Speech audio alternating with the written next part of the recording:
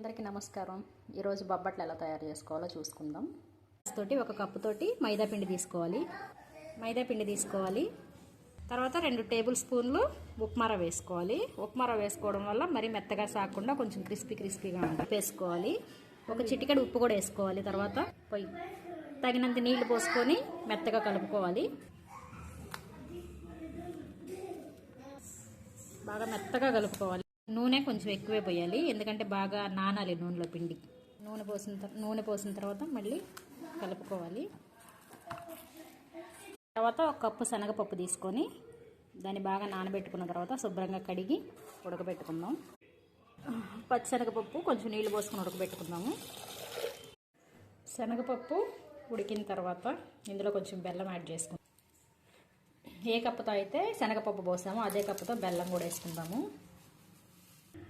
తర్వాత యాలక్కాయలు కూడా మెత్తగా నలగొట్టుకొని యాలక్కాయల పొడి కూడా వేసుకుందాము.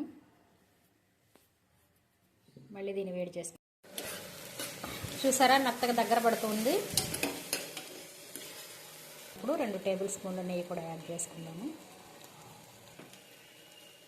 చూసారా, బాగా ఉడికింది. ఇప్పుడు స్టవ్ ఆఫ్ చేసేసి కొంచెంసేపు ఆరబెట్టుకుందాం. దీన్ని ఇలా బాగా ఆరిపోయిన తర్వాత చిన్న ఉండలు చేసుకుందాం. ఇలా చిన్న ఉండలు చేసుకొని ఈ సైజు ఉండలు పక్కన పెట్టుకుందాం. నెయ్యి చేతికి రాసుకొని మైదాని కూడా చిన్న ఉండలుగా చేసి పెట్టుకుందాం. పలుచగా ఇలా చేసి సాగిద్ది మైదా. ఇలా చేసి మళ్ళీ నొక్కుకొని కొంచెం పలుచగా సాగుతుంది బాగా. ఇట్లా కనిపించిన బొబ్బట్లు ఇలా రెడీ చేసి పెట్టుకున్నాం కదా. ఇప్పుడు తీసుకెళ్లి బొబ్బట్లని నెయ్యితో కాల్చుకుందాము. నెయ్యి వేసుకొని ఒక్కొక్కటి కాల్చుకుందాము బొబ్బట్లు.